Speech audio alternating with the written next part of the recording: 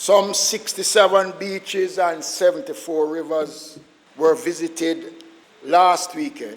I regret to advise this Honorable House that the overall level of compliance was a mere 33%, with a clear majority of 67% of persons failing to observe the rules that were established. The breaches of the individual protocols, Mr. Speaker, were even more serious, where some 97% of people visiting the beaches and rivers last weekend did so without wearing any mask as required under the protocol. Some 66% did not practice social distancing, and many operators of these facilities also failed to obey and enforce the protocols. Only 22% of the river operators work within the designated hours as prescribed under the order. 46% of beach operators were compliant in this respect. 19% of beaches and rivers had sanitation stations, and 42% had clearly marked areas for vending. Only a meager 4% had signs erected stating the protocols to be followed. Parties and other events were still being held. A football tournament, Mr. Speaker, with over 800 people was held at Elshire Beach last weekend. Over 800. Football tournament sponsored by some major companies who should know better. This situation is untenable.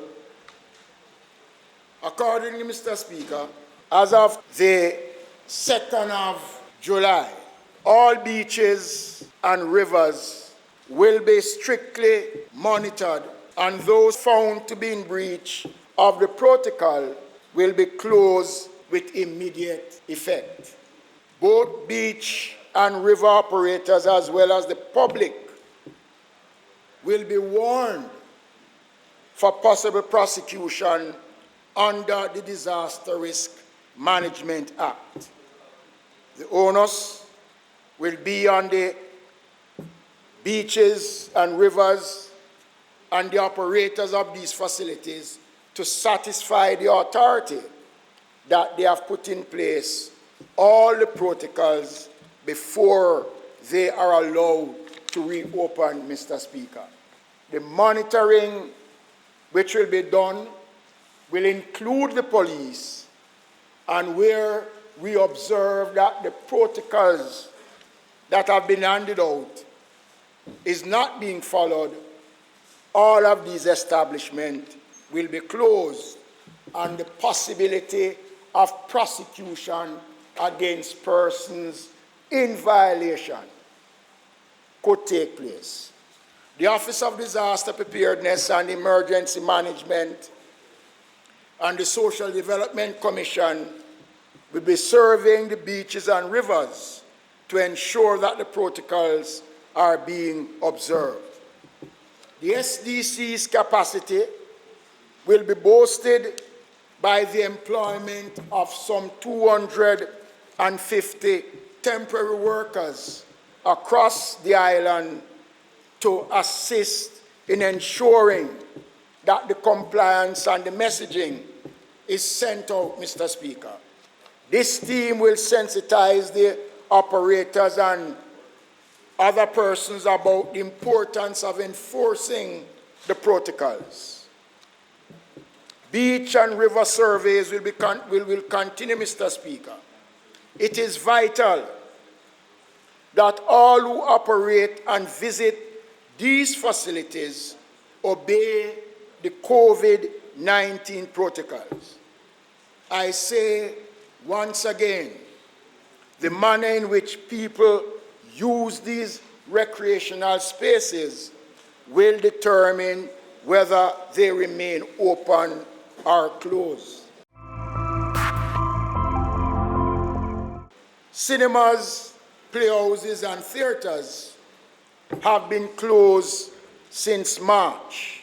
These venues will be conditionally reopened for 14 days with effect as of Sunday, the 5th of July.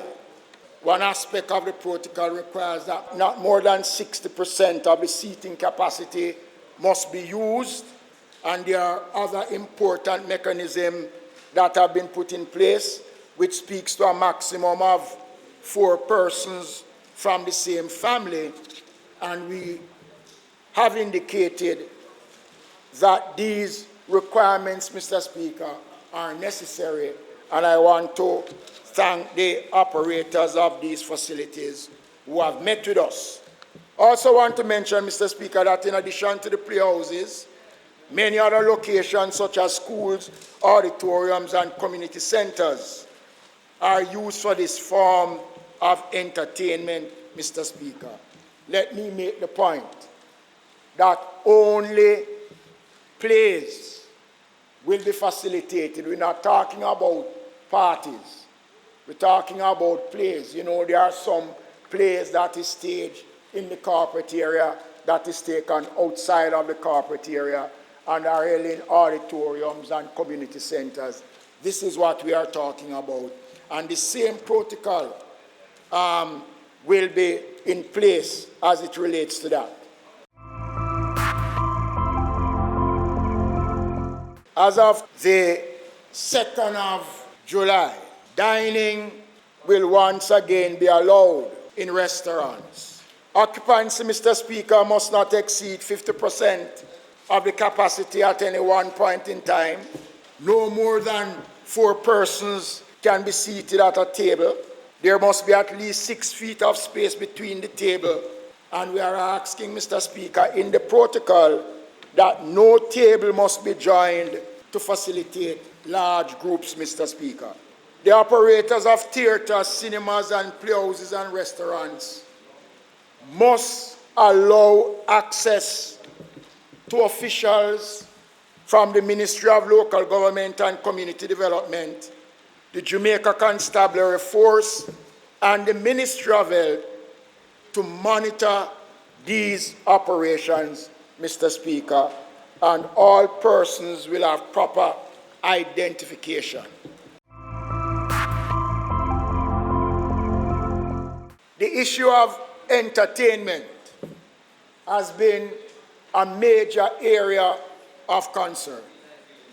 The Most Honorable Prime Minister indicated that discussions will commence to look at the reopening of the entertainment sector. I'm pleased to announce that the 2nd, a meeting with the entertainers, with the Ministry of Entertainment, to discuss the way forward will be held at the Ministry of Local Government. This meeting is being convened so that we can have the kind of discussion that will inform whatever recommendations will be made at the subcommittee of Cabinet on Friday.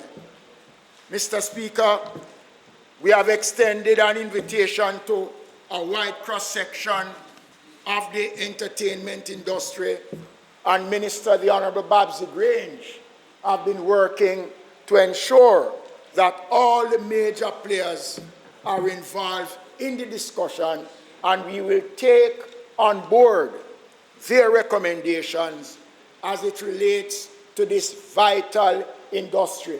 But I want to make the point to members of this Honorable House. Any decision that is taken on the reopening of any entity that was closed must have the blessings of the Ministry of Health. Without the Ministry of Health sanctioning any decisions, no decisions can be made, and I want to make that point. I am urging, Mr. Speaker, and seeking the support of all Jamaicans as the government move to open business and to relax some of the measures, that we try our best and ensure that these measures work.